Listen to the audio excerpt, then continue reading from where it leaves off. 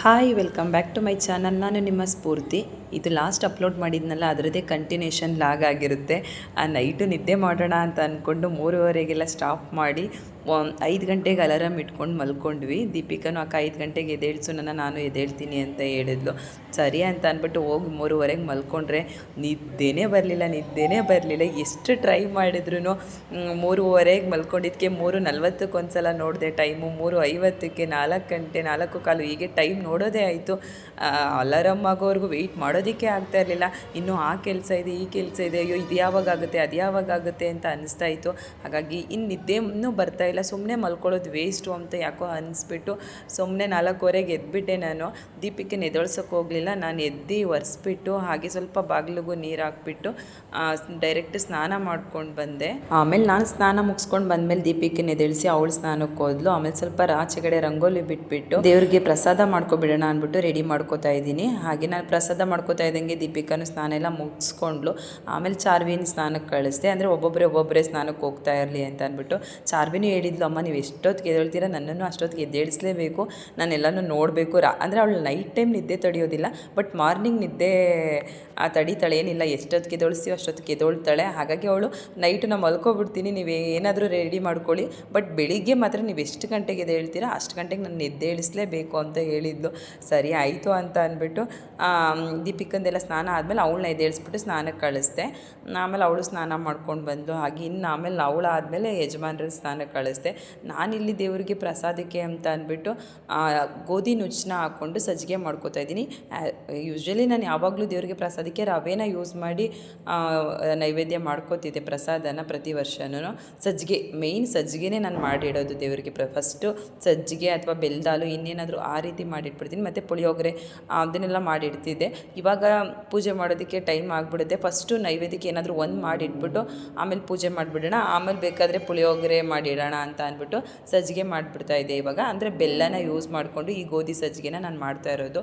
ತುಂಬ ಸಿಂಪಲ್ಲಾಗೆ ಮಾಡ್ಬೋದು. ಹಾಗೆ ದೇವ್ರಿಗೆ ಬೆಲ್ಲ, ಅದರಲ್ಲೂ ವರಮಹಾಲಕ್ಷ್ಮಿಗೆ ಬೆಲ್ಲ ಅನ್ನೋದು ತುಂಬಾ ಫೇವ್ರೆಟ್ ಅಂತೆ. ಮತ್ತು ಗೋಧಿನೂ ಕೂಡ ತುಂಬಾ ಫೇವ್ರೇಟು ಅಂತ ಹೇಳ್ತಾರೆ. ಹಾಗಾಗಿ ಅದನ್ನೇ ಯೂಸ್ ಮಾಡಿಕೊಂಡು ನಾನು ಗೋಧಿ ಸಜ್ಜಿಗೆನ ಮಾಡ್ಕೋತಾ ಇದ್ದೀನಿ. ಫಸ್ಟು ಗೋಧಿ ನುಚ್ಚನ್ನ ಜಾರ್ಗೆ ಹಾಕ್ಕೊಂಡು ಸ್ವಲ್ಪ ಪೌಡ್ರು ಮಾಡಿಕೊಂಡೆ. ಅಂದರೆ ತುಂಬಾ ತರ್ತರಿಯಾಗಿತ್ತು, ಹಾಗಾಗಿ ಸ್ವಲ್ಪ ಪೌಡ್ರ್ ಥರ ಆಗಲಿ ಅಂದ್ಬಿಟ್ಟು ಸ್ವಲ್ಪ, ಅಂದರೆ ಜಾಸ್ತಿ ನೈಸ್ಕೊ ಮಾಡ್ಕೊಂಡಿಲ್ಲ, ನಾರ್ಮಲಾಗಿ ಒಂಚೂರು ಬನ್ಸಿ ರವೆ ಬರುತ್ತಲ್ಲ ಆ ರೀತಿ ನಾನು ಸ್ವಲ್ಪ ಪೌಡ್ರ್ ಮಾಡಿಕೊಂಡೆ.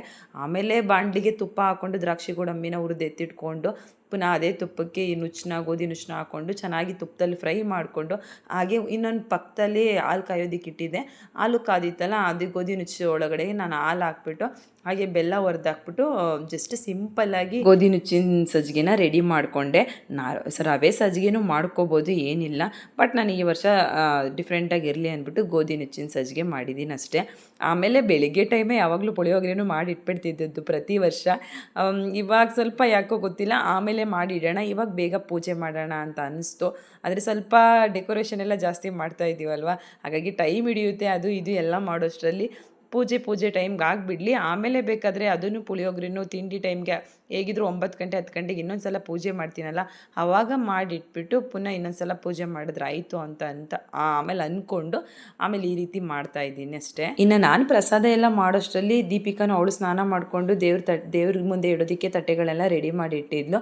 ಅಂದರೆ ಡ್ರೈ ಫ್ರೂಟ್ಸ್ ಆಗಿರ್ಬೋದು, ಫ್ರೂಟ್ಸ್ಗಳೇ ಆಗಿರ್ಬೋದು, ಬಳೆ ಅದು ಇದು ಅಂತ ಸಣ್ಣ ಪುಟ್ಟ ಎಲ್ಲನೂ ರೆಡಿ ಮಾಡಿ ಇಟ್ಟಿದ್ಲು. ಪ್ಲೇಟ್ಸ್ಗಳನ್ನೆಲ್ಲ ರೆಡಿ ಮಾಡಿಟ್ರೆ ಇನ್ನು ನಾನು ಪುನಃ ಡೈರೆಕ್ಟ್ ಎತ್ತಿಟ್ಬಿಟ್ಟು ಪೂಜೆ ಮಾಡೋದಕ್ಕೆ ಸರಿ ಹೋಗುತ್ತೆ ಅಂತ. ಮತ್ತು ಇನ್ನು ನಾವು ಎಲ್ಲನೂ ರೆಡಿ ಮಾಡಿ, ಬಟ್ ಕಳಶ ಇಡೋದೊಂದನ್ನು ಬ್ಯಾಲೆನ್ಸ್ ಉಳಿಸಿದ್ದೆ ನಾನು. ಅಂದರೆ ಅದು ಬೆಳಿಗ್ಗೆನೇ ಇಟ್ಟು ಫ್ರೆಶ್ಶಾಗಿ ಪೂಜೆ ಮಾಡಿದ್ರೆ ಏನೋ ಒಂಥರ ಸಮಾಧಾನ. ಇನ್ನು ನೈಟೆಲ್ಲ ರೆಡಿ ಮಾಡ್ಕೊಂಡು ಇಟ್ಕೊಂಡ್ರೆ ಅದೇನೋ ಬೇಡ. ಅಂದರೆ ಎಲ್ಲ ಪ್ರಿಪ್ರೇಷನ್ ಮಾಡಿದ್ದೆ, ಕಳಶದ ಕಾಯಿಗೆಲ್ಲ ರೆಡಿ ಮಾಡೋದೇ ಆಗಿರ್ಬೋದು. ಅಂದರೆ ಆಲ್ರೆಡಿ ನೀವು ಲಾಸ್ಟ್ ವ್ಲಾಗಲ್ಲಿ ನೋಡಿರ್ತೀರಾ ಅನ್ಕೋತೀನಿ. ಅದೆಲ್ಲ ರೆಡಿ ಮಾಡಿರೋದೇ ಆಗಿರ್ಬೋದು. ಇನ್ನೆಲ್ಲನೂ ನಾನು ರೆಡಿ ಮಾಡಿ ಇಟ್ಟಿದ್ದೆ, ಬಟ್ ಜಸ್ಟ್ ಇವಾಗ ನಾನು ಬೆಳಿಗ್ಗೆ ಚೊಂಬು ಒಳಗಡೆ ಎಲೆ ಎಲ್ಲ ವೀಳ್ಯದೆಲೆ ಹಾಕಿ ಆಮೇಲೆ ಕಳಶದ ಕಾಯಿ ಇಟ್ಟು ಆಮೇಲೆ ಅದಕ್ಕೆ ಏನೇ ಒಡವೆ ಏನಾದರೂ ಹಾಕೋದಿದ್ರೆ ಅದನ್ನು ಇವಾಗ ಹಾಕ್ತಾಯಿದ್ದೀನಿ. ಹಾಗೆ ನಾವು ಸಗಣಿನಲ್ಲಿ ವಿಘ್ನೇಶ್ವರನ ಮಾಡ್ತೀವಲ್ಲ ನಮ್ಮ ಹಳ್ಳಿನಲ್ಲಿ, ಅಂದರೆ ಆಲ್ಮೋಸ್ಟ್ ಸಿಟಿಯವರು ಮಾಡ್ತಾರೆ. ಹಳ್ಳಿಯಲ್ಲಿ ಆವಾಗಿಂದನೂ ಏನಾದರೂ ಶುಭ ಕಾರ್ಯ ಮಾಡಿದ್ರೆ, ಇನ್ನೇನಾದರೂ ಪೂಜೆ ಮಾಡಿದ್ರೆ ಮೇಯ್ನು ನಾವು ವಿಘ್ನೇಶ್ವರನ್ನ ಮಾಡಿ ಇಡೋದು. ಏನಿಲ್ಲ, ಹಸುವಿನ ತೊಪ್ಪೆ ಇದೆಯಲ್ಲ, ಸಗಣಿ ಅಂತ ಇಲ್ಲ ಅಂತಾರೆ ಸಿಟಿನಲ್ಲಿ, ನಾವು ತೊಪ್ಪೆ ಅಂತಲೇ ಅನ್ನೋದು. ಹಸುವಿಂದು, ಅದರಲ್ಲೂ ನಾಟಿ ಹಸುವಿಂದು ತೊಪ್ಪೆ ತೊಗೊಂಡು ಅದಕ್ಕೆ ಜಸ್ಟ್ 21 ಗರಿಕೆ ಹಾಕಿದ್ರೆ ಅದು ವಿಘ್ನೇಶ್ವರ ರೆಡಿ. ಅದಕ್ಕೆ ಅರಿಶಿನ ಕುಂಕುಮ ಹೂವು ಇಟ್ಟು ಪೂಜೆ ಮಾಡುವಂಥದ್ದು. ಅದನ್ನು ರೆಡಿ ಮಾಡಿ ಸೈಡ್ಗಿಟ್ಟೆ. ಆಮೇಲೆ ಇದಕ್ಕೆ ನಾನು ಏನು ಹಾಕಬೇಕು ಒಡವೆಗಳ್ನ ಅಂದ್ಕೊಂಡಿದ್ದೀನಿ ಅದನ್ನು ಹಾಕ್ತಾಯಿದ್ದೀನಿ. ಏನಿಲ್ಲ, ಒಂದು ನಾನು ಚಿನ್ನದ್ದು ಕರಿಮಣಿ ಸರ ಮಾಡಿಸ್ಕೊಂಡು ಬಂದಿದ್ನಲ್ಲ, ಕರಿಮಣಿ ಸರ ಮತ್ತು ಆಲ್ರೆಡಿ ಬೀಡ್ಸ್ ಸರ ಮಾಡಿಸಿ ಅದಕ್ಕೊಂದು ಸೆಟ್ಟು ಓಲೆ ಸರ 2 ಮಾಡಿಸಿದ್ನಲ್ಲ, ಅದು ಹೊಸದೇ, ನಾನು ಇನ್ನೂ ಹಾಕಿರಲಿಲ್ಲ ಮೈ ಮೇಲೆ. ಹಾಗಾಗಿ ಅದನ್ನು ಹಾಕಬೇಕು ಅಂತ ಅನಿಸ್ತು. ಹೇಗಿದ್ರು ಹೊಸದಲ್ವಾ ಅಂತ ಅಂದ್ಬಿಟ್ಟು, ನಾನೇನು ಆರ್ಟಿಫಿಷಿಯಲೇ ಹಾಕಬೇಕು ಚಿನ್ನದ್ದೇ ಹಾಕಬೇಕು ಅಂತ ಏನಿಲ್ಲ, ಯಾವುದಾದ್ರೂ ದೇವ್ರಿಗೆ ಚೆನ್ನಾಗಿ ಕಾಣಬೇಕಷ್ಟೇ. ಆದರೂ ಒಂದು ಚಿನ್ನದ್ದು ಇರಲಿ ಇದು ಇರಲಿ ಅಂತ ಅಂದ್ಬಿಟ್ಟು ಚಿನ್ನದ್ದು ಅಂದ್ಬಿಟ್ಟು ನಾನು ಕರಿಮಣಿ ಸರ ಹೊಸದಲ್ವಾ ಅಂದ್ಬಿಟ್ಟು ಅದನ್ನು ಹಾಕಿದ್ದೀನಿ. ದೇವ್ರಿಗೆ ಹಾಕಿದ ಮೇಲೆ ನಾವು ಹಾಕ್ಕೊಳ್ಳೋದು ಒಂಥರ ಖುಷಿ ಅನಿಸುತ್ತೆ ಅಂದ್ಬಿಟ್ಟು ಅದನ್ನು ಹಾಕಿ, ಇನ್ನು ಅದೇ ಬಿಡ್ಸ್ ಸರ ಎಲ್ಲ ಹಾಕಿ ಅದೇ ಓಲೆನೇ ಹಾಕ್ಬಿಟ್ಟು ಇನ್ನು ಗೆಜ್ಜೆ ಹಾರೆಲ್ಲ ಹಾಕಿ ರೆಡಿ ಮಾಡ್ಕೊಂಡು ಇನ್ನು ಫೋಟೋಗೆಲ್ಲ ಹೂವು ಹಾಕ್ಬೇಕಷ್ಟೇ. ಮತ್ತು ನಾನು ಇದೆಲ್ಲ ಪ್ರಿಪ್ರೇಷನ್ ಮಾಡ್ಕೋಷ್ಟರಲ್ಲಿ ನಮ್ಮ ಯಜಮಾನ್ರು ತೋರಣ ರೆಡಿ ಮಾಡಿಕೊಟ್ರು. ಅಂದರೆ ನಾನು ತೋರಣ ಎಲ್ಲ ಮಾಡ್ತೀನಂದ್ರೆ ಇನ್ನೂ ಲೇಟ್ ಆಗಿಬಿಡುತ್ತೆ ಅಂದ್ಬಿಟ್ಟು ಅವ್ರಿಗೆ ನೈಟೇ ಹೇಳ್ಬಿಟ್ಟಿದ್ದೆ, ಬೆಳಿಗ್ಗೆ ತೋರಣ ಮಾಡೋ ಕೆಲಸ ನಿಮ್ಮದೇನೆ ಅಂತ ಅಂದ್ಬಿಟ್ಟು. ಹಾಗಾಗಿ ಆಯಿತು, ಎಷ್ಟು ಗಂಟೆಗಾದರೂ ಎದ್ದೇಳಿಸು, ನಾನು ತೋರಣ ಮಾಡಿಕೊಡೋ ಕೆಲಸ ನಮ್ಮದೇನೆ ಅಂತ ಹೇಳಿದರು. ಫಸ್ಟು ಮೇನ್ ಡೋರ್ಗೆಲ್ಲ ತೋರಣ ಮಾಡಿ ಆಲ್ರೆಡಿ ಹಾಕಿದ್ರು. ಆಮೇಲೆ ಇನ್ನು ದೇವ್ರ ಮನೆದೊಂದು ಬ್ಯಾಲೆನ್ಸ್ 2 ತೋರಣ ಹಾಕೋದು, ಮೇನ್ ಎಂಟ್ರೆನ್ಸ್ಗೆ ಮೇನ್ ಎಂಟ್ರೆನ್ಸ್ ಬಾಗಿಲಿಗೊಂದು, ಹಾಗೆ ದೇವ್ರ ಮನೆ ಬಾಗಿಲಿಗೊಂದು ಅಂತ ಅಂದ್ಬಿಟ್ಟು. ಆಮೇಲೆ ಏನೋ ಒಂಥರ ಅಲ್ವಾ, ತೋರಣನೂ ಹಾಕಿದ್ರು ಹಬ್ಬದ ಕಳೆ ಎದ್ದು ಕಾಣಿಸ್ತಾ ಇರುತ್ತೆ. ನಾರ್ಮಲ್ ಡೇಸಲ್ಲಿ ಏನು ಅಷ್ಟು ಅನ್ಸಲ್ಲ, ಬಟ್ ತೋರಣ ಅದರಲ್ಲೂ ಮಾವಿನ ತೋರಣ ಮಾಡಿ ಹಾಕಿದ್ರೆ ಹಬ್ಬದ ಕಳೆನೇ ಕಳೆ ಇಲ್ಲ. ಇದೊಂದು ಮೇನ್ ನಮ್ಮ ಇಂಡಿಯನ್ ಟ್ರೆಡಿಷನಲ್ ಅಂತಲೇ ಹೇಳ್ಬೋದು, ತೋರಣ ಹಾಕಿ ನಾವು ಹಬ್ಬ ಆಚರಿಸೋದು. ಆಮೇಲೆ ಅದನ್ನೆಲ್ಲ ಅವ್ರು ರೆಡಿ ಮಾಡಿಕೊಟ್ರು. ಇನ್ನು ಸಣ್ಣ ಪುಟ್ಟ ಅದು ಇದು ಏನೋ ಒಂದೊಂದು ಅದು ಇದು ಇನ್ನು ಮಿಸ್ಟೇಕ್ ಆಗಿದ್ದರೆ ದೀಪಿಕಾ ಬಂದು, ಅಕ್ಕ ಇದು ಈ ರೀತಿ ಮಾಡು, ಇದು ಈ ರೀತಿ ಮಾಡು ಅಂತ ಅವಳು ಸಜೆಷನ್ ಹೇಳ್ತಾ ಇದ್ಲು. ಅಕ್ಕ ಇದನ್ನು ಈ ಕಡೆ ಇಡು, ಅಕ್ಕ ಅದನ್ನು ಆ ಕಡೆ ಇಡು, ನಿನ್ನ ಅದು ಸರಿ ಮಾಡು, ಇದು ಸರಿ ಮಾಡು ಅಂತ ಸಣ್ಣ ಪುಟ್ಟ ಅವಳು ಸಜೆಷನ್ ಕೊಡ್ತಾ ಇದ್ಲು. ಹಾಗೆ ಅವಳಿಗೊಂದ್ಸಲ ಎಲ್ಲ ತೋರಿಸ್ದೆ, ಸರಿನಾ ನಾನು ಈಗ ಇಟ್ಟಿರೋದು ಮಾಡಿರೋದು ಅಂತ ಅಂದ್ಬಿಟ್ಟು. ಸರಿ ಕಣಕ್ಕ, ಎಲ್ಲ ಕರೆಕ್ಟಾಗಿ ಇಟ್ಟಿದ್ದೀರಾ ಅಂತ ಅಂದ್ಬಿಟ್ಟು. ಇನ್ನು ಅರ್ಶಿನದ ಕೊನೆನ ಲಾಸ್ಟಲ್ಲಿ ಕಟ್ಟೋಣ ಅಂದರೆ ಒಡವೆನೆಲ್ಲ ಹಾಕಿದ್ದಾದಮೇಲೆ ಅರ್ಶಿನದ ಕೊನೆ ಕಟ್ಟೋಣ ಅಂದ್ಬಿಟ್ಟು ಅದೊಂದು ಪೆಂಡಿಂಗ್ ಇಟ್ಟಿದೆ. ಅವಳೇ ರೆಡಿ ಮಾಡಿಕೊಟ್ಲು ಅರ್ಶಿನದ ಕೊನೆಗೆ ದಾರ ಎಲ್ಲ ಹಾಕಿ. ಅಂದರೆ ನಾನು ಇದೆಲ್ಲ ರೆಡಿ ಮಾಡ್ತಾ ಇದ್ನಲ್ಲ, ಹಾಗಾಗಿ ದೀಪಿಕಾನೇ ರೆಡಿ ಮಾಡಿಕೊಟ್ಲು. ಇನ್ನು ಲಾಸ್ಟಲ್ಲಿ ಅದು ಅರ್ಶಿನದ ಕೊನೆ ಎದ್ದು ಕಾಣಲಿ ನನಗೆ ಅಂತ ಅಂದ್ಬಿಟ್ಟು ಅದನ್ನು ಹಾಗೆ ಮೇಲೆ ಕಟ್ಟಿದೆ. ಇನ್ನು ಹೂವು ಹಾಕೋಣ ಬಾಗಿಲಿಗೆ ಅಂತ ಅಂದ್ಬಿಟ್ಟು ನೋಡ್ತಾ ಇದ್ದೆ, ಟ್ರೈ ಮಾಡಿ ಸಾಕಾಯಿತು, ಯಾಕೋ ಹೂವು ಕಟ್ಟೋದಕ್ಕಾಗಲಿಲ್ಲ. ಆಮೇಲೆ ಯಜಮಾನ್ರನ್ನೇ ಕರೆದ್ಬಿಟ್ಟು, ನೀವೇ ಕಟ್ಟಿ ಹಾಕ್ತಾ ಇಲ್ಲ ಎಟ್ಕ್ತಾ ಇಲ್ಲ ಅಂತ ಹೇಳಿದೆ. ಆಮೇಲೆ ಅವರೇ ಬಂದು ಹಾಕಿ ರೆಡಿ ಮಾಡಿದ್ರು.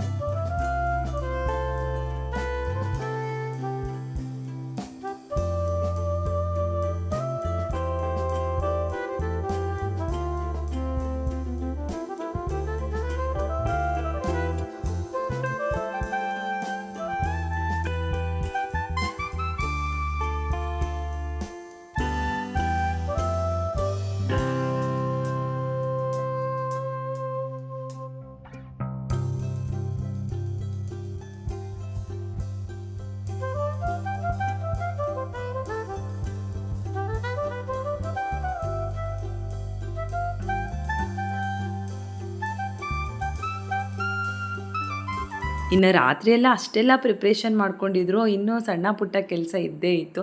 ಇನ್ನು ದೇವ್ರ ಫೋಟೋಗೆಲ್ಲ ಹೂವು ಹಾಕ್ಕೊಂಡು ಅದಕ್ಕೆಲ್ಲ ಗೆಜ್ಜೆ ಹಾರ ಹಾಕಿ ಇನ್ನು ಏನೇನು ಕಡಿಮೆ ಅನಿಸ್ತಾ ಇದೆ, ಏನೇನು ಬೇಕು ಅನಿಸ್ತಾ ಇದೆ ಅದನ್ನೆಲ್ಲ ನೋಡ್ಕೊಂಡು ರೆಡಿ ಮಾಡ್ಕೋತಾ ಇದೆ. ಅಂದರೆ ಏನೋ ಒಂಥರ ಸ್ವಲ್ಪ ನಿಧಾನ ಆದರೂ ಪರ್ಫೆಕ್ಟಾಗಿ ಮಾಡೋಣ ಅಂತ ಈ ವರ್ಷ ನಿಧಾನವಾಗಿ ತಾಳ್ಮೆಯಿಂದನೇ ಮಾಡಿದೆ. ಏಕೆಂದರೆ ಟೈಮ್ ಇನ್ನೂ ಇತ್ತು. ಮತ್ತು ಈ ವರ್ಷ ದೇವ್ರ ಟೈಮ್ ಅಂದರೆ ಪೂಜೆ ಟೈಮ್ ಬಂದು 6:30 ಮೇಲೆ ತುಂಬ ಚೆನ್ನಾಗಿರುತ್ತೆ ಅಂತ ಅಂದ್ಬಿಟ್ಟು ಅದೇ ರೀತಿಯೇ 6:30 ಆದಮೇಲೆ ಪೂಜೆ ಮಾಡೋಣ ಅಂತ ಅಂದ್ಬಿಟ್ಟು 6:30ವರೆಗೂ ಎಲ್ಲನೂ ರೆಡಿ ಮಾಡಿಕೊಂಡೆ.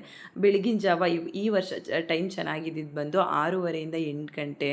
ಹಾಗಾಗಿ ಆ ಟೈಮ್ಗೆ ಮಾಡ್ಕೊಳ್ಳೋಣ, ಇನ್ನೂ ಟೈಮ್ ಇದೆ, ತುಂಬಾ ಟೈಮ್ ಇದೆ ಅಂತ ಅಂದ್ಬಿಟ್ಟು ನಿಧಾನಕ್ಕೆ ಪರ್ಫೆಕ್ಟಾಗಿ ಮಾಡೋಣ ಅಂತ ಅಂದ್ಬಿಟ್ಟು ತುಂಬ ಆ ಥರ ತೊಗೊಳೋದು ಬೇಡ, ಅರ್ಜೆಂಟಲ್ಲಿ ಮಾಡೋಕ್ಕೆ ಹೋದರೆ ಏನಾದರೂ ಎಡವಟ್ಟಾಗ್ಬೋದು ಅಂತ ಅಂದ್ಬಿಟ್ಟು ನಿಧಾನವಾಗಿ ಮಾಡ್ತಾಯಿದ್ದೆ. ಅಷ್ಟರಲ್ಲಿ ಎಲ್ಲ ರೆಡಿ ಮಾಡಿಕೊಂಡೆ. ಅಂದರೆ ಚಾರ್ವಿನೂ ಸ್ವಲ್ಪ ಹೆಲ್ಪ್ ಮಾಡ್ತಾಯಿದ್ಲು. ಅಂದರೆ ವರ್ಷಕ್ಕೆ ಅವಳು ಸ್ವಲ್ಪ ದೊಡ್ಡವಳಾಗ್ತಾ ಇದ್ದಾಳೆ, ಅವಳಿಗೂ ಕಲಿಯೋ ಉತ್ಸಾಹ ಜಾಸ್ತಿ. ಆಮೇಲೆ ಅವಳು ಏನಾದರೂ ನಾನು ಹೇಳಿದ್ರೆ ಒಂದೊಂದ್ಸಲ ಆಲ್ಮೋಸ್ಟ್ ಅವಳಿಗೆ ಇಷ್ಟ ಆಗೋ ಕೆಲಸ ಎಲ್ಲನೂ ಮಾಡ್ತಾಳೆ. ಬಟ್ ನನಗೆ ಭಯ ಅಷ್ಟೇ, ಏನಾದರೂ ಎಡ್ವರ್ಟ್ ಮಾಡಿಬಿಡ್ತಾಳೆ. ಏನಾದರೂ ಅವಳು ಅರ್ಜೆಂಟ್ ಜಾಸ್ತಿ, ಅದು ಆ ಕೆಲಸ ಆಗ್ಬಿಡ್ಬೇಕು ಅಂದರೆ ಬೇಗ ಆಗ್ಬಿಡಬೇಕು. ಹಾಗಾಗಿ ನನಗೆ ಸ್ವಲ್ಪ ಭಯ, ಏನಾದರೂ ಎಡ್ವರ್ಟ್ ಮಾಡಿಬಿಡ್ತಾಳೆ, ಇಲ್ಲ ಏನಾದರೂ ಬೆಳೆಸ್ಬಿಡ್ತಾಳೆ, ಇನ್ನೇನಾದರೂ ಮಾಡಿಬಿಡ್ತಾಳೆ ಅಂತ ಅವಳಿಗೆ ಸ್ವಲ್ಪ ಕೆಲಸ ಹೇಳೋದು ಅವಾಯ್ಡ್ ಮಾಡ್ತೀನಿ. ಬಟ್ ಇವಾಗ ಸ್ವಲ್ಪ ಕಲಿತಾ ಇದ್ದಾಳೆ, ಬಿಡಮ್ಮ ನಾನು ಎತ್ಕೊಡ್ತೀನಿ ಮಾಡ್ತೀನಿ ಅಂತ ಹೇಳ್ತಾಳೆ. ಹಾಗಾಗಿ ಅವಳು ಸಣ್ಣ ಪುಟ್ಟ ಎಲ್ಲ ಕೆಲಸ ಹೆಲ್ಪ್ ಕೊಟ್ಟಳು. ಆಮೇಲೆ ಇನ್ನು ಅವಿನೂ ಎದ್ದೇಳಿಸ್ಬಿಟ್ಟು, ಪೂಜೆ ಮಾಡೋಕ್ಕೆ ಮುಂಚೆನೇ ಅವಿನೂ ಎದ್ದೇಳಿಸ್ಬಿಟ್ಟು ಅವಳಿಗೂ ಸ್ನಾನ ಎಲ್ಲ ಮಾಡಿಸ್ಬಿಟ್ಟು ಅವರಪ್ಪ ಅವಳು ರೆಡಿ ಮಾಡಿದ್ರು. ಇನ್ನು ಪೂಜೆ ಟೈಮ್ಗೆ ಅವಳು ಮಲಗಿರೋದು ಬೇಡ, ಅವಳು ಎದ್ದು ಸ್ನಾನ ಮಾಡಿಕೊಂಡು ಅವಳು ಪೂಜೆ ಎಲ್ಲ ನೋಡಲಿ, ಹಾಗೆ ದೇವ್ರನ್ನೆಲ್ಲ, ಅವಳಿಗೆ ದೇವ್ರ ಮೇಲೆ ಜಾಸ್ತಿನೇ ಭಕ್ತಿ ನಮ್ಮ ಅವಿಗೆ ಇವಾಗಿಂದನೇ. ನಾನು ಏನಾದರೂ ಪೂಜೆ ಮಾಡ್ತಾಯಿದ್ರೆ ನಾನು ಮಾಡ್ತೀನಿ ಅಂತಾಳೆ. ಹಾಗೆ ದೇವರು ಏನಾದರೂ ನೋಡ್ತಾ ಇದ್ದರೆ ಅವಳಿಗೆ ದೇವ್ರು ಅಡ್ಬೀಳೋದು ಜಾಸ್ತಿ ಇಷ್ಟ. ಅವಳಿಗೆ ಯಾವುದೇ ದೇವಸ್ಥಾನಕ್ಕೆ ಹೋದ್ರೂ ಅಷ್ಟೇ, ಮನೆಯಲ್ಲಿ ನಾನು ಪೂಜೆ ಮಾಡಬೇಕು ಆದರೂ ಅಷ್ಟೇ ಅವಳಿಗೆ ಅಡ್ಡು ಬೀಳಬೇಕು ದೇವ್ರಿಗೆ, ಅದೊಂಥರ ಅವಳಿಗೆ ಇಷ್ಟ ಅವಳಿಗೆ. ಹಾಗಾಗಿ ಪೂಜೆ ಮಾಡಿದಾಗ ಎಲ್ಲ ಟೈಮಲ್ಲೂ ಅವಳು ನಾವು ಹೇಳಿಲ್ಲ ಅಂತಂದ್ರೂ ಅಡ್ಡು ಬಿದ್ದು ನಮಸ್ಕಾರ ಮಾಡೇ ಮಾಡ್ತಾಳೆ. ಅದೇನೋ ಒಂದ್ಸಲ 2 ಸಲ ಹೇಳ್ಕೊಟ್ಟಿದ್ವೇನೋ ಚಿಕ್ಕದ್ರಲ್ಲಿ ಅವಳಿಗೆ ಅಷ್ಟೇ. ಬಟ್ ಇವಾಗ ಕಂಪಲ್ಸರಿ ಅವಳು ಅಡ್ಡು ಬಿದ್ದು ಪೂಜೆ ಮಾಡಿ ನಮಸ್ಕಾರ ಮಾಡ್ತಾಳೆ. ಅವಳಿಗೊಂಥರ ಖುಷಿ, ಅದನ್ನು ನೋಡೋದಕ್ಕೆ ನಮಗೆ ಖುಷಿ. ಆಮೇಲೆ ನಿಧಾನಕ್ಕೆ ದೇವ್ರ ಪೂಜೆ ಮಾಡಿದೆ. ನಾನು ಅಂದ್ಕೊಂಡಿರೋ ಥರನೇ ಈ ದೇವ್ರ ಪೂಜೆ ಆಯಿತು, ತುಂಬಾ ಖುಷಿ ಆಯಿತು. ಫಸ್ಟು ನಾನು ಪೂಜೆ ಎಲ್ಲ ಮಾಡಿದ್ದಾದಮೇಲೆ ಒಬ್ಬೊಬ್ಬರೇ ಅವರು ಪೂಜೆ ಎಲ್ಲ ಮಾಡ್ತಾ ಇದ್ದಾರೆ.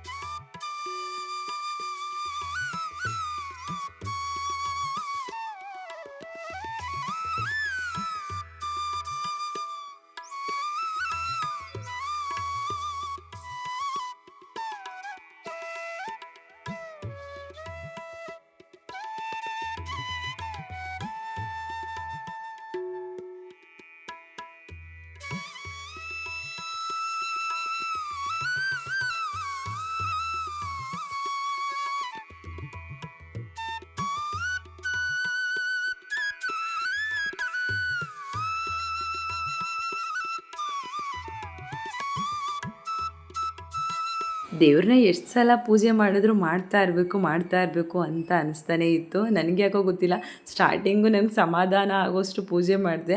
ಆಮೇಲೆ ಎಲ್ಲರದ್ದು ಪೂಜೆ ಆದಮೇಲೆ ಪುನಃ ನನಗೆ ಯಾಕೋ ಪೂಜೆ ಮಾಡಬೇಕು ಅಂತ ಅನ್ನಿಸ್ತು. ಹಾಗಾಗಿ ಇನ್ನೂ ಒಂದು ಸಲ ನೆಮ್ಮದಿಯಿಂದ ನಾನು ನಿಧಾನಕ್ಕೆ ಪೂಜೆ ಮಾಡ್ತೀನಿ ಬಿಡಿ ಅಂದ್ಬಿಟ್ಟು ಪುನಃ ಲಾಸ್ಟಲ್ಲಿ ಇನ್ನೂ ಒಂದು ಸಲ ಎಲ್ಲ ಪೂಜೆ ಮಾಡಿದೆ. ಏನೋ ಒಂಥರ ನಿಜವಾಗ್ಲೂ ಈ ವರ್ಷ ತುಂಬಾ ಖುಷಿ ಆಯಿತು. ತುಂಬಾ ಅಂದರೆ ನಾವು ಎಕ್ಸ್ಪೆಕ್ಟ್ ಮಾಡಿದ್ದಕ್ಕಿಂತನೂ ತುಂಬಾ ಚೆನ್ನಾಗಿ ಆ ದೇವ್ರ ಪೂಜೆ ಎಲ್ಲ ಆಯಿತು. ಅಂದರೆ ನಾನು ಯಾವಾಗಲೂ ಅಷ್ಟೇ ಇದೇ ರೀತಿ ಮಾಡಬೇಕು ಅದೇ ರೀತಿ ಮಾಡಬೇಕು ಅಂತ ಅಂದ್ಕೊಂಡಿಲ್ಲ, ಅಂದ್ಕೊಳ್ಳೋದು ಇಲ್ಲ. ದೇವರು ಯಾವ ರೀತಿ ನಮಗೆ ತೋಚ್ತಾ ಹೋಗ್ತಾರೆ ಆ ರೀತಿ ನಾವು ಮಾಡ್ಕೊಂಡು ಹೋಗೋಣ ಅಂತ ಅನ್ನೋದು ನನ್ನ ಇದು. ಅಂದರೆ ಒಂದು ಸಣ್ಣ ಪುಟ್ಟ ಐಡಿಯಾ ಇರುತ್ತೆ, ಇದನ್ನು ಈಗ ಮಾಡೋಣ ಅಂತ ಅಂದ್ಬಿಟ್ಟು. ಇನ್ನು ಅದೇ ರೀತಿ ಆಗಲೇಬೇಕು, ಇಲ್ಲ ಅದೇ ರೀತಿ ಮಾಡಲೇಬೇಕು ಅಂತನ್ನೋದು ಅಂದ್ಕೊಂಡಿರೋದಿಲ್ಲ. ಒಂಥರ ದೇವ್ರ ಮೇಲೆ ಭಾರ ಹಾಕ್ಬಿಡ್ತೀನಿ ಅಂತ ಅನ್ಕೊಳ್ಬೋದು. ಯಾಕೆಂದರೆ ಅಯ್ಯೋ ದೇವರೇ ಏನಾದರೂ ಒಂದಕ್ಕೆ ಯಾವುದಾದ್ರೂ ಒಂದು ಸೊಲ್ಯೂಷನ್ ಕೊಡ್ತಾರೆ, ಏನಾದರೂ ಅದೇ ದೇವರೇ ದಾರಿ ತೋರಿಸ್ತಾರೆ ಅಂತ ಅಂದ್ಬಿಟ್ಟು ಇಷ್ಟೆಲ್ಲ ನಾವು ಚೆನ್ನಾಗಿ ಡೆಕೋರೇಷನ್ ಮಾಡ್ತೀವಿ, ಇಷ್ಟೆಲ್ಲ ಚೆನ್ನಾಗಿ ಹಬ್ಬ ಮಾಡ್ತೀವಿ, ಪೂಜೆ ಮಾಡ್ತೀವಿ ಅಂತ ಅಂದ್ಕೊಂಡಿರಲೇ ಇಲ್ಲ. ಮತ್ತು ಇನ್ನೊಂದು ಏನಪ್ಪ ಅಂದರೆ ನಮಗೆ ಅದೇನು ಹೇಳಿದೆ ಲಾಸ್ಟ್ ಲಾಗಲು ನಾನು, ದೀಪಿಕಂಗೆ ಈ ವೀಕಲ್ಲಿ ಅವಳಿಗೆ ಇಂಟರ್ನಲ್ ಎಕ್ಸಾಮು ಇತ್ತು. ಬಟ್ ಸಡನ್ನಾಗಿ ಅವಳಿಗೆ ಸೋಮವಾರ ಪೋಸ್ಟ್ಪೋನ್ ಆಗಿದ್ದು. ಇಲ್ಲ ಅಂದಿದ್ರೆ ಅವಳು ಈ ವರ್ಷ ಬರ್ತಾನೂ ಇರಲಿಲ್ಲ ಹಬ್ಬಕ್ಕೆ. ಒಂಥರ ಏನೋ ಅವಳು ಅಕ್ಕ ಈ ವರ್ಷ ಹಬ್ಬಕ್ಕೆ ಬರಲ್ಲ ಅಂದರೆ ಅವಳು ಮುಂಚೆನೇ ಹೇಳ್ಕೊಂಡಿದ್ದೆ ನಾನು, ಕ್ಲೀನಿಂಗ್ ಬರಬೇಡ ಪರವಾಗಿಲ್ಲ, ಕ್ಲೀನಿಂಗ್ ಟೈಮಲ್ಲಿ ನೀನು ನಿನಗೂ ಪಾಪ ರಜೆ ಇರೋದಿಲ್ಲ, ಬಟ್ ಹಬ್ಬದ ದಿನ ನನಗೆ ಪ್ಲೀಸ್ ಬರಲೇಬೇಕು ನೀನು ಅಂತ ಹೇಳಿದ್ದೆ. ಬಟ್ ಅವಳಿಗೆ ಹೇಳಿದ್ದು, ಅಕ್ಕ ಆಗೋದಿಲ್ಲ, ನನಗೆ ಅದೇ ಟೈಮಲ್ಲಿ ಇಂಟರ್ನಲ್ ಎಕ್ಸಾಮ್ ಇದೆ, ಬರೋದಕ್ಕಾಗಲ್ಲ, ಸಾರಿ ಅಕ್ಕ ಅಂತ ಫಸ್ಟೇ ಹೇಳ್ಬಿಟ್ಟಿದ್ಲು. ಸರಿ ಇನ್ನೇನು ಮಾಡೋದಕ್ಕಾಗಲ್ಲ, ಅವಳು ಬರಲ್ಲ ಅಂದ್ಬಿಟ್ಟು ಫಿಕ್ಸೇ ಆಗಿಬಿಟ್ಟಿದೆ. ಬಟ್ ಸಡನ್ನಾಗಿ ಈಗ 3-4 ದಿನದ ಹಿಂದೆ ಗೊತ್ತಾಗಿದ್ದು ಅವಳಿಗೆ ಎಕ್ಸಾಮ್ ಪೋಸ್ಟ್ಪೋನ್ ಆಯಿತು ಅಂತ ಅಂದ್ಬಿಟ್ಟು. ಅವಳಿಗೂ ಗೊತ್ತಿರಲಿಲ್ಲ ಪಾಪ ಪೋಸ್ಟ್ಪೋನ್ ಆಯಿತು. ಹಾಗಾಗಿ ಅವಳಿಗೂ ಖುಷಿ ಆಯಿತು. ಹಿಂಗೆ ಅಂದರೆ ಗೊತ್ತಾಗಿದ್ದ ತಕ್ಷಣ ನನಗೆ ಹೇಳಿದ್ಲು, ಅಕ್ಕ ಈ ರೀತಿ ಆಯಿತು ಅಂತ. ಅಯ್ಯೋ ಇನ್ನೂ ಒಳ್ಳೇದಾಯ್ತಲ್ವಾ, ದೇವ್ರಿಗೆ ಏನಾದರೂ ರೆಡಿ ಮಾಡೋದಕ್ಕೆ ನೀನು ಇರ್ತೀಯಲ್ಲ ನನ್ನ ಜೊತೆಯಲ್ಲಿ, ಒಂದು ಧೈರ್ಯ ಅಂತ ಹೇಳಿದೆ. ಸರಿ ಕಣಕ್ಕ, ಹೆಂಗೆ ಬರುತ್ತೆ ಹಂಗೆ ಮಾಡೋಣ ಬಿಡಕ್ಕ ಅಂದ್ಬಿಟ್ಟು ಸುಮ್ಮನಾಗಿದ್ದು. ಎಲ್ಲನೂ ಅಷ್ಟೇ, ನೆನ್ನೆ ಸಂಜೆಯಿಂದ ಈಚೆಗೆ ನಾವು ನೆನ್ನೆ ಸಂಜೆಯಿಂದ ಪ್ರಿಪ್ರೇಷನ್ ಮಾಡ್ಕೊಳ್ಳೋಣ, ಈ ರೀತಿ ಪ್ರಿಪ್ರೇಷನ್ ಮಾಡ್ಕೊಳ್ಳೋಣ, ಏನೋ ಹೆಂಗಾಗುತ್ತೆ ಹಂಗೆ ನೋಡೋಣ ಅಂತ ಒಂದು ಐಡಿಯಾ ಅಂದ್ಕೊಂಡಿದ್ವಿ. ಬಟ್ ತುಂಬಾ ಚೆನ್ನಾಗಾಗಿತ್ತು. ಅಂದರೆ ಏನೋ ಪ್ರಿಪ್ರೇಷನ್ ನನಗೆ ಇದೇ ರೀತಿ ಮಾಡಬೇಕು ಅದೇ ರೀತಿ ಮಾಡಬೇಕು ಅಂತ ಏನೋ ಅಂದ್ಕೊಳ್ದೇನೆ ಇಷ್ಟು ತುಂಬಾ ಚೆನ್ನಾಗಿ ಪೂಜೆ ಮಾಡಿದ್ವಲ್ಲ ಅಂತ ಏನೋ ಒಂಥರ ಖುಷಿ, ತುಂಬಾ ಖುಷಿ. ಇದನ್ನೇನಪ್ಪ ಇಷ್ಟೊಂದು ಹೇಳ್ಕೊತಾನೆ ಇದ್ದಾರೆ ಅಂತ ನೀವು ಅನ್ಕೋಬೋದು. ಯಾಕಂದರೆ ನನಗೆ ಹೇಳ್ಕೊಳ್ಳೋಷ್ಟು ತುಂಬಾ ಖುಷಿಯಾಗಿದೆ. ಹಾಗಾಗಿ ನಾನು ನಿಮ್ಮ ಹತ್ರ ಹೇಳ್ಕೊತಾ ಇದ್ದೀನಿ ಅಷ್ಟೇ. ಮತ್ತು ಇನ್ನು ಪೂಜೆ ಎಲ್ಲ ಮುಗಿಸಿ ಸ್ವಲ್ಪ ರೆಸ್ಟ್ ಮಾಡಿ ಪುನಃ ತಿಂಡಿಗೆ ಪ್ರಿಪ್ರೇಷನ್ ಮಾಡಿದೆ, ಪುಳಿಯೋಗರೆ ಮಾಡಿದೆ. ನಾನು ನಾರ್ಮಲಾಗಿ ಜಾಸ್ತಿ ಡ್ರೈ ಪುಳಿಯೋಗರೆನೇ ಮಾಡೋದ್ರಿಂದ ಡ್ರೈ ಪುಳಿಯೋಗರೆ ಗೊಜ್ಜನೆ ಮಾಡಿ ರೈಸ್ ಮಾಡಿ ಅದು ಫಸ್ಟು ದೇವ್ರಿಗೆ ಇಟ್ಬಿಡೋಣ ತಿಂಡಿ ಮಾಡೋದಕ್ಕೆ ಮುಂಚೆ ಅಂತ ಅಂದ್ಬಿಟ್ಟು ಪುಳಿಯೋಗರೆನ ಕಲಿಸ್ಬಿಟ್ಟು ಫಸ್ಟು ಅಂದರೆ ನಾನು ಸಜ್ಜಿಗೆ ಇಟ್ಟಿರ್ತೀನಲ್ಲ ಅದನ್ನು ತೆಗೆದ್ಬಿಟ್ಟು ಪುಳಿಯೋಗರೆನ ಇಟ್ಬಿಟ್ಟು ಪೂಜೆ ಮಾಡ್ತಾಯಿದ್ದೀನಿ. ಇನ್ನು ಸಜ್ಜಿಗೆನ ಇನ್ನು ಪುನಃ ಸಂಜೆ ಪೂಜೆ ಮಾಡಿದಾಗ ಅಲ್ಲಿ ಮಾಡೋವರೆಗೂ ಸುಮ್ಮನೆ ಅದೆಲ್ಲ ಒಣಗ್ದಂಗೆ ಆಗಿರುತ್ತೆ. ದೇವ್ರ ಪ್ರಸಾದ ನಾವು ತಿಂದಂಗೆ ಆಗಬೇಕು. ಇನ್ನು ಅಲ್ಲಿಟ್ಟರು ವೇಸ್ಟ್, ಇನ್ನು ಸಂಜೆ ಆದಮೇಲೆ ಅದು ಚೆನ್ನಾಗಿರೋದಿಲ್ಲ, ಆಚೆ ಹಾಕಬೇಕಾಗುತ್ತೆ ಅಂದ್ಬಿಟ್ಟು ಸಜ್ಜಿಗೆನೇ ಎತ್ಕೊಬಿಟ್ಟು ಪುಳಿಯೋಗರೆ ಇಟ್ಟೆ. ಇನ್ನು ನೆಕ್ಸ್ಟ್ ಪೂಜೆ ಮಾಡಿದಾಗ ಪುಳಿಯೋಗರೆ ಎತ್ಕೊಂಡು ಬೇರೆ ಪ್ರಸಾದ ಮಾಡಿದರೆ ಅದನ್ನು ಇಡ್ತೀನಿ ಅಷ್ಟೇ. ಯಾವಾಗಲೂ ಇದೇ ರೀತಿ ಮಾಡೋದು, ಒಂದೇ ಸಲ ಎಲ್ಲ ಮಾಡಿಬಿಟ್ಟು ಇಟ್ಬಿಟ್ಟು ಅದು ಇದು ಮಾಡೋದಕ್ಕೆ ಹೋಗಲ್ಲ ನಾನು. ಅದೇನೋ ನನಗೆ ಹಂಗೆ ಅನಿಸುತ್ತೆ. ಸುಮ್ಮನೆ ಎಲ್ಲ ಒಂದೇ ಸಲ ಮಾಡಿಟ್ರು ದೇವ್ರು ತಿನ್ನೋದಿಲ್ಲ, ಆ ದೇವ್ರ ಪ್ರಸಾದ ಅಂತ ನಾವಾದರೂ ತಿನ್ನಬೇಕಲ್ವಾ ಅಂತ ಅಂದ್ಬಿಟ್ಟು ನಾನು ಈ ರೀತಿ ಮಾಡ್ಕೋತಾ ಇದ್ದೀನಿ. ಒಬ್ಬೊಬ್ಬರು ಅವ್ರವ್ರಿಗೆ ಇಷ್ಟ ಬಂದಂಗೆ ಮಾಡ್ತಾರೆ. ಪಾಪ ಅವ್ರು ಮಾಡೋದು ತಪ್ಪು ಅನ್ನೋಕ್ಕಾಗಲ್ಲ, ನಾನು ಮಾಡೋದು ಸರಿ ಅಂತ ನಾನು ಅನ್ನೋದಕ್ಕೂ ಆಗಲ್ಲ. ಅದೆಲ್ಲ ಅವ್ರವ್ರಿಗೆ ಯೋಚನೆಗೆ ಬಿಟ್ಟಿದ್ದಷ್ಟೇ. ಆಮೇಲೆ ಇದು ನೋಡ್ತಾ ಇರ್ಬೋದು ನೀವು, ಅದು ಕಲರ್ಸ್ ಕಲ್ಲು, ಅದು ನಾವೇ ರೆಡಿ ಮಾಡಿದ್ದು. ನೀವು ಅದೇ ನಿನ್ನೆ ಚಾರ್ವಿ ಮತ್ತು ಅವರಪ್ಪ ಸೇರ್ಕೊಂಡು ರೆಡಿ ಮಾಡಿದ್ದದು ಕಲ್ಲುಗಳು. ಅಂದರೆ ಅದು ಅಂಗಡಿಯಿಂದ ತಂದಿರೋ ಕಲ್ಲು ಥರನೇ ಇತ್ತು, ತುಂಬಾ ಚೆನ್ನಾಗಿತ್ತು ಅದಕ್ಕೆ ಮಾಡಿದ್ದು. ಮತ್ತು ಆ ಗ್ರೀನ್ ಕಲರ್ ಮನಿ ಪ್ಲ್ಯಾಂಟ್ ಜೊತೆಗೆ ತುಂಬಾ ಚೆನ್ನಾಗಿ ಕಾಣಿಸ್ತಾ ಇತ್ತು, ಎಲ್ಲೋ ಮತ್ತು ಬ್ಲೂ. ಅದು ಒಂಥರ ನನಗಿಷ್ಟ ಆಯಿತು. ಅದನ್ನು ಕೂಡ ಅಷ್ಟೇ, ಹಾಗೆ ಮಾಡ್ತೀವಿ ಹೀಗೆ ಮಾಡ್ತೀವಿ ಅಂತ ಅಂದ್ಕೊಂಡಿರಲಿಲ್ಲ, ಏನೋ ಅದು ಒಂದು ಸಡನ್ನಾಗಿ ಐಡಿಯಾ ಬಂತು, ಆ ರೀತಿ ಮಾಡಿದ್ವಿ.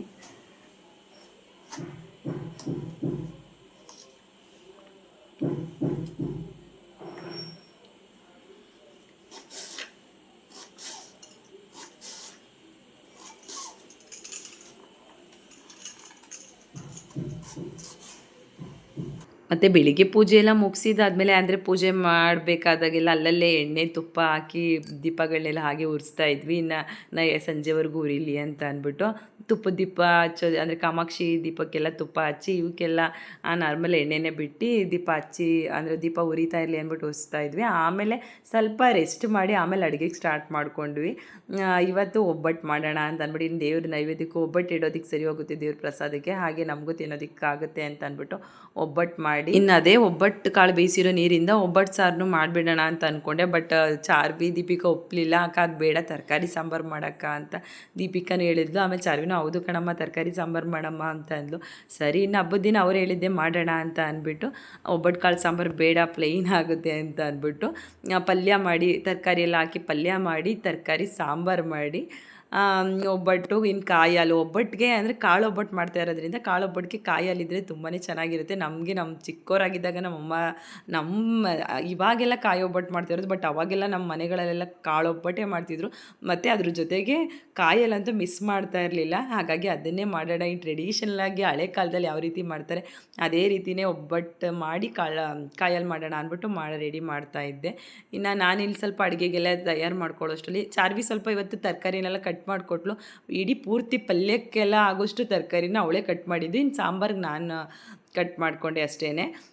ಆಮೇಲೆ ದೀಪಿಕಾ ಸ್ವಲ್ಪ ಅಂದರೆ ದೇವ್ರಿಗೆ ಸಂಜೆ ಹೂ ಚೇಂಜ್ ಮಾಡೋಣ, ಇನ್ನು ಇವಾಗ ಸ್ವಲ್ಪ ಜಾಸ್ತಿ ಬಿಸಿಲಿರೋದ್ರಿಂದ ಹೂವು ಬೇಗ ಬಾಡೋಗ್ಬಿಡುತ್ತೆ. ಹಾಗೆ ಈವ್ನಿಂಗು ಮಲ್ಲಿಗೆ ಹೂವು ಮುಡ್ಸೋಣ ಅಂತ ಅಂದ್ಬಿಟ್ಟು ಬೆಳಿಗ್ಗೆ ಮಲ್ಲಿಗೆ ಹೂವು ಮುಡಿಸಿರಲಿಲ್ಲ. ನೆನ್ನೆ ಸಂಜೆ ಬರ್ಬೇಕಾದ್ರೆ ತೊಗೊಂಡು ಬಂದಿದ್ವಿ ಬಿಡಿ ಮಲ್ಲಿಗೆ ಹೂವನ್ನು.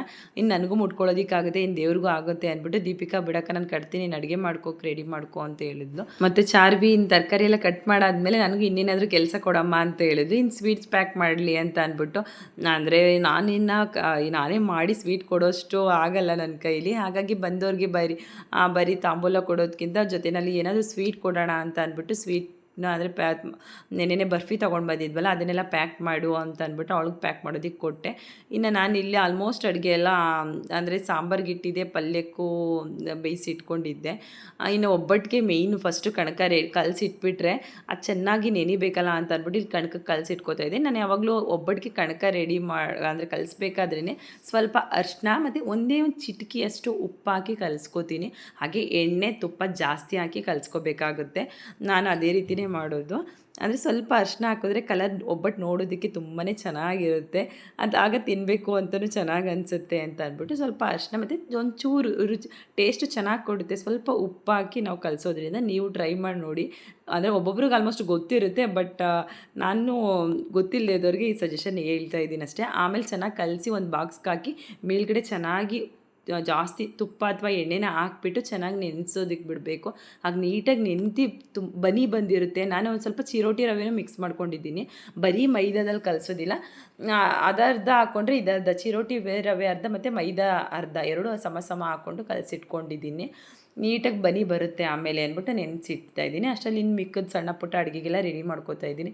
ಇಲ್ಲಿ ನಾನು ಅಡುಗೆಗೆ ರೆಡಿ ಮಾಡ್ತಾಯಿದ್ರೆ ಇಲ್ಲಿ ಅವಿ ಚಾರ್ವಿ ಬಂದು ನನ್ನ ಕಿಟಕಿ ಹತ್ರ ಬಂದು ಮಾತಾಡಿಸ್ತಾ ಇದ್ರು. ಮತ್ತು ಅವಿಗೂ ಚಾರ್ವಿಗೂ ಅಷ್ಟೇ, ಇನ್ನೂ ಅವ್ರಿಗೂ ಹೊಸ ಡ್ರೆಸ್ ಎಲ್ಲ ಸಂಜೆ ಈವ್ನಿಂಗ್ ಹಾಕೋಣ, ಸೀರೆನೂ ನಾನು ಈವ್ನಿಂಗ್ ಹಾಕ್ಕೊಳ್ಳೋಣ ಹೊಸ ಸೀರೆನ. ನಾನು ಬೆಳಿಗ್ಗೆ ಹಾಕಿದ ಸೀರೆ ಬಂದು ಹಳೆ ಸೀರೆನೇ, ಅದು ತುಂಬ ಸಿಂಪಲ್ ಸೀರೆ, ಹಳೇದೇನೆ, ಆಲ್ರೆಡಿ 2-3 ವರ್ಷದ ಹಿಂದಿದೆ. ಬಟ್ ಬ್ಲೌಸೂ ಕೂಡ ಆ ಸೀರೆದೆಲ್ಲ ಮ್ಯಾಚ್ ಮಾಡ್ಕೊಂಡಿದೆ ಅಷ್ಟೇ. ಅದು ಪೂಜೆ ಮಾಡಬೇಕಾದ್ರೆ ಸ್ಯಾರಿ ಹಾಕ್ಕೊಂಡು ಪೂಜೆ ಮಾಡಬೇಕು. ಯಾವ ಸೀರೆ ಆದ್ರೇನು ಪರವಾಗಿಲ್ಲ, ಬಟ್ ಸ್ಯಾರಿ ಹಾಕ್ಕೊಂಡು ಪೂಜೆ ಮಾಡೋಣ ಅಂತ ಅಂದ್ಬಿಟ್ಟು ನಾನು ಬಳೆಗಳನ್ನೂ ಯಾವುದೂ ಚೇಂಜ್ ಮಾಡಿರಲಿಲ್ಲ. ಡೈಲಿ ಯಾವುದು ಹಾಕ್ಕೊತಿದ್ದೆ ಅದೇ ಬಳೆಗಳನ್ನೇ ಹಾಕ್ಕೊಂಡು ಹಾಗೆ ಪೂಜೆ ಎಲ್ಲ ಮಾಡಿದೆ. ಇನ್ನು ಈವ್ನಿಂಗ್ ರೆಡಿ ಆಗೋಣ ಎಲ್ಲರೂ, ಅಂದರೆ ಈವ್ನಿಂಗ್ ಅಲ್ವಾ ಅರ್ಶಿನ ಕುಂಕುಮ ಕರೆಯೋದಕ್ಕೆ ಬರೋದು, ಇನ್ನು ನಾವು ಹೋಗೋದೆಲ್ಲ ಈವ್ನಿಂಗೆ ಅಂತ ಅಂದ್ಬಿಟ್ಟು ಈವ್ನಿಂಗೆ ಒಟ್ಟಿಗೆ ರೆಡಿ ಆಗೋಣ ಅಂತ ಅಂದ್ಬಿಟ್ಟು ಮಕ್ಕಳು ಏನು ಸಿಂಪಲ್ಲಾಗಿ ಅವ್ರಿಗೂ ಸಿಂಪಲ್ಲಾಗಿ ಒಂದೊಂದು ಮಿಡಿ ಮತ್ತು ಟಿ ಶರ್ಟ್ ಹಾಕಿ ಮೇಲ್ಗಡೆ, ಇನ್ನು ನಾನು ಸಿಂಪಲ್ಲಾಗಿರೋದು ಸೀರೆ ಹಾಕ್ಕೊಂಡು ಪೂಜೆ ಎಲ್ಲ ಮಾಡಿ ಮುಗಿಸಿದ್ದಷ್ಟೇ. ಮತ್ತು ಇನ್ನು ನಾವು ಕಾಳು ಒಬ್ಬಟ್ಟು ಮಾಡ್ಕೋಬೇಕಾದ್ರೆ ಕಾಳು, ಕಾಯಿ ಮತ್ತು ಬೆಲ್ಲನ ಮೂರನ್ನು ಮಿಕ್ಸ್ ಮಾಡಿಕೊಂಡು ರುಬ್ಕೋತೀವಲ್ಲ, ಅದಕ್ಕೂ ಮುಂಚೆ ನಾವು ಮೂರನ್ನು ಮಿಕ್ಸ್ ಮಾಡಿಕೊಂಡು ಸ್ವಲ್ಪ ಫ್ರೈ ಮಾಡ್ಕೋಬೇಕಾಗುತ್ತೆ. ಮತ್ತು ಅದ್ರ ಜೊತೆಗೆ ಏಲಕ್ಕಿ ಹಾಕ್ಕೊಂಡು ಚೆನ್ನಾಗಿ ಫ್ರೈ ಮಾಡಿಕೊಂಡ್ರೆ ಒಬ್ಬಟ್ಟು ತುಂಬಾ ಟೇಸ್ಟಿಯಾಗಿರುತ್ತೆ. ಇದು ಒಬ್ಬೊಬ್ರಿಗೆ ಗೊತ್ತಿಲ್ವೋ ಗೊತ್ತಿಲ್ಲ. ಹಾಗಾಗಿ ಫಸ್ಟ್ ಟೈಮ್ ಯಾರಾದರೂ ಒಬ್ಬಟ್ಟು ಮಾಡ್ತಾ ಇರೋರಿಗೂ ಕೂಡ ಇದು ಒಂದು ಟಿಪ್ಸು ಯೂಸ್ ಆಗಲಿ ಅಂದ್ಬಿಟ್ಟು ಹೇಳ್ತಾ ಇದ್ದೀನಿ. ಇನ್ನು ಕಾಳು ಒಬ್ಬಟ್ಟು ಜಾಸ್ತಿ ದಿನ ಇಟ್ಕೊಳ್ಳೋದಕ್ಕೂ ಆಗೋದಿಲ್ಲ, ಒಂದು 2 ಡೇಸ್ ಅಷ್ಟೇ ಇಟ್ಕೊಳ್ಳೋಕ್ಕಾಗೋದು. ಬಟ್ ಚೆನ್ನಾಗಿ ಫ್ರೈ ಮಾಡ್ಕೊಳ್ಳೋದ್ರಿಂದ ಇನ್ನು ಒಂದು ದಿನ ಎಕ್ಸ್ಟ್ರಾ ಇಟ್ಕೋಬೋದು, ಒಂದು 3 ಡೇಸ್ವರೆಗೂ ಇಟ್ಕೋಬೋದು, ಚೆನ್ನಾಗಿರುತ್ತೆ. ಮತ್ತು ಅದ್ರ ಟೇಸ್ಟು ಅಷ್ಟೇ ಏನೋ ಒಂಥರ ಚೆನ್ನಾಗಿರುತ್ತೆ ಈ ಕಾಳು ಒಬ್ಬಟ್ಟು. ಕಾಯಿ ಒಬ್ಬಟ್ಟಾದರೆ ಒಂಥರ ಮಿಠಾಯಿ ತಿಂದಂಗೆ ಇರುತ್ತೆ, ನಾರ್ಮಲ್ ಕಾಯಿ ಮಿಠಾಯಿ ತಿಂದಂಗೆ ಒಂದೊಂದು. ಬಟ್ ಕಾಳು ಒಬ್ಬಟ್ಟು ಏನೋ ಒಂಥರ ಬಾಯಿಗೆ, ಅದರಲ್ಲೂ ನಮ್ಮ ಯಜಮಾನ್ರಿಗೆ ಮತ್ತು ನಮ್ಮ ಅಣ್ಣಂಗೆ ಇಬ್ಬರಿಗೂ ಕಾಳು ಒಬ್ಬಟ್ಟು ಅಂದರೆ ತುಂಬಾ ಇಷ್ಟ. ನನಗೆ ಫಸ್ಟೆಲ್ಲ ಕಾಯಿ ಒಬ್ಬಟ್ಟು ಇಷ್ಟ ಆಗ್ತಿತ್ತು, ನಾನು ಕಾಯಿ ಒಬ್ಬಟ್ಟು ಮಾಡ್ತೀನಿ ಅಂತ ಹೇಳ್ತಿದ್ದೆ. ಬಟ್ ಅವ್ರಿಗೆ ಕಾಯಿ ಒಬ್ಬಟ್ಟು ಇಷ್ಟ ಆಗ್ತಿರಲಿಲ್ಲ, ಕಾಳು ಒಬ್ಬಟ್ಟೇ ಮಾಡು ಅಂತಿದ್ರು. ಮತ್ತು ಇವತ್ತು ನಮ್ಮ ಯಜಮಾನರು ಅದನ್ನೇ ಅಂತಿದ್ದು, ಸುಮಾರು ದಿನ ಆಗಿದೆ ಕಾಳು ಒಬ್ಬಟ್ಟು ಮಾಡು ಅಂತ. ಹೌದು, ದೇವ್ರಿಗೆ ಕಾಳು ಒಬ್ಬಟ್ಟೆ ಚೆಂದ ಅಂದ್ಬಿಟ್ಟು ಕಾಳು ಒಬ್ಬಟ್ಟೆ ಮಾಡಿದ್ದು. ಇನ್ನು ಸಾಂಬಾರಿಗೆ ನಾನು ನಾರ್ಮಲ್ ಆಲ್ರೆಡಿ ತರಕಾರಿ ಬೇಳೆ ಎಲ್ಲ ಹಾಕಿ ಕೂಗಿಸ್ಕೊಂಡಿದ್ದೆ. ಇನ್ನು ತರಕಾರಿ ಬೇಯಿಸಿದ್ನಲ್ಲ ಪಲ್ಯಕ್ಕೆ, ಅದ್ರ ನೀರನ್ನು ಕೂಡ ವೇಸ್ಟ್ ಮಾಡೋದು ಬೇಡ. ಸಾಂಬಾರು ಟೇಸ್ಟು ಅದು ಅಂದರೆ ಅದರಲ್ಲಿ ಬೆಂದಿರೋ ನೀರು, ಅದರಲ್ಲೂ ಪ್ರೋಟೀನ್ ಎಲ್ಲ ಇದ್ದೇ ಇರುತ್ತಲ್ವ, ಹಾಗಾಗಿ ಆ ನೀರು ವೇಸ್ಟ್ ಮಾಡೋದು ಬೇಡ ಅಂದ್ಬಿಟ್ಟು ಅದನ್ನು ಕೂಡ ಸಾಂಬಾರಿಗೆ ಮಿಕ್ಸ್ ಮಾಡಿ ಹಾಕೋತಾ ಇದ್ದೀನಿ. ಇನ್ನು ಪಲ್ಯ ಎಲ್ಲ ರೆಡಿ ಆಯಿತು, ಆಲ್ರೆಡಿ ರೈಸು ಕೂಡ ರೆಡಿ ಆಗಿದೆ. ಇನ್ನು ಸಾಂಬಾರಿಗೆ ಒಗ್ಗರಣೆ ಕೊಟ್ಕೊಂಡು ಹಾಗೆ ಒಬ್ಬಟ್ಟೆಲ್ಲ ಮಾಡ್ಕೋಬೇಕು.